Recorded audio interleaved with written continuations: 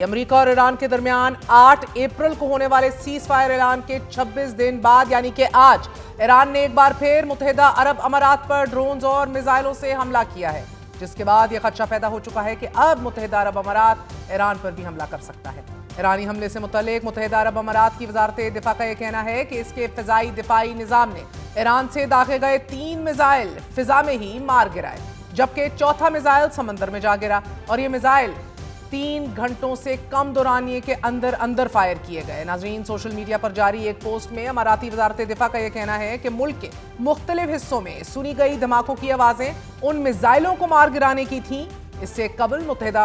عرب امارات کی national emergency crisis management authority نے میزائل حملے کا الرٹ بھی جاری کیا اور لوگوں کو محفوظ مقامات پر جانے کا مشورہ دیا۔ آج ہونے والے ان میزائل حملوں سے قبل متحدہ عرب امارات نے ایران پر الزام عائد کرتے ہوئے کہا تھا کہ 2 ایرانی ڈرون سے ایک آئل ٹینکر کو نشانہ بنایا گیا ہے۔ یو اے ای نے کہا ہے کہ تجارتی جہاز رانی کو نشانہ بنانا اور ابنائے ہرمز کو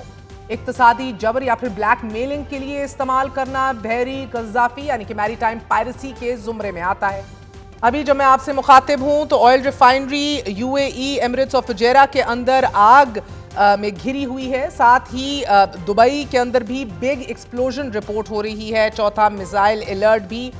جاری کر دیا گیا ہے۔ فلائٹس تمام تر دبئی ایئرپورٹ پر منسوخ کر دی گئی ہیں۔ ناظرین، جی سی سی کے سیکرٹری جنرل جاسم البداوی کا یہ کہنا ہے کہ متحدہ عرب امارات کے آئل ٹینکر پر حملے کی مذمت اپنی جگہ، دن میں کیے گئے ڈرون حملوں کے بعد متحدہ عرب امارات کی فضائی حدود بند کر دی گئی تھی اور اب میزائل حملوں کے بعد دبئی ایئرپورٹ بھی بند کرنے کی خبریں سامنے آ رہی ہیں، جبکہ یہ خبر بھی سامنے آئی ہے کہ دن میں فجیرہ آئل ریفائنری پر کیے گئے حملے کے بعد آئل ریفائنری میں ابھی بھی آگ لگی ہوئی ہے۔ ایران کی جانب سے یہ حملے ایک ایسے وقت میں کیے گئے ہیں کہ جب امریکی صدر ڈونلڈ ٹرمپ ایران کی طرف سے دیے گئے 14 نکات پر غور کرنے کے بعد ایک پروپوزل اپنی طرف سے ایران بھیج چکے ہیں، جس پہ اب ایران فوکس کیے ہوئے ہے اور اس نئے منصوبے کے تحت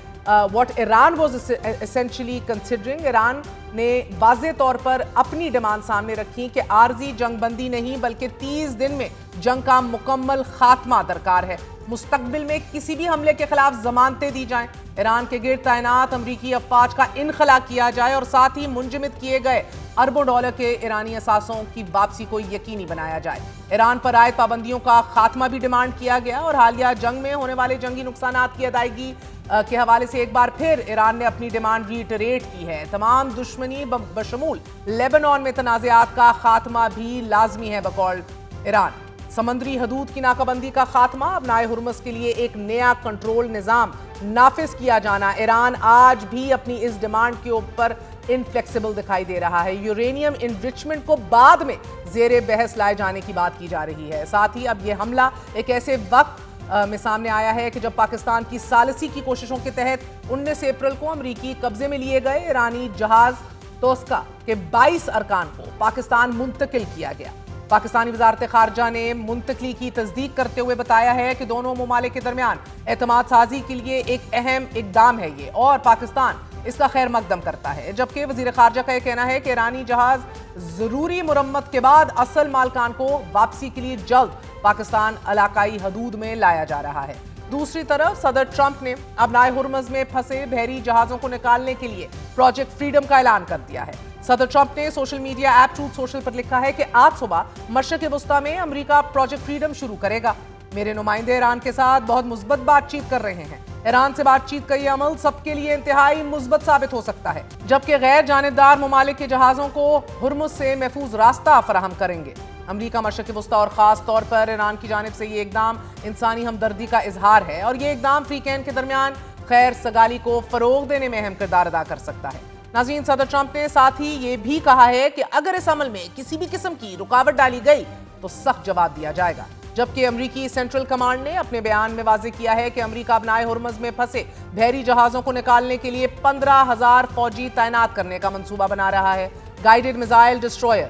اور 100 سے زائد طیارے اس مشن میں حصہ لیں گے۔ امریکی نیوز ویب سائٹ ایکسیوس نے اپنی رپورٹ میں یہ دعویٰ کیا ہے کہ صدر ٹرمپ ایران کے ساتھ معاہدہ نہ ہونے اور جنگ میں تعطل کے بعد فرسٹریشن کا شکار ہو چکے ہیں۔ اس صورتحال کو بدلنے کے لیے انہوں نے نئے آپشنز پر غور شروع کر دیا ہے اور یہ اسی کی ایک کڑی ہے۔ ایک سینئر امریکی عہدیدار کے مطابق صدر खामोश बैठने की बजाय कार्रवाई चाहते हैं और वो दबाव डालकर एक मुआहिदे तक पहुंचना चाहते हैं।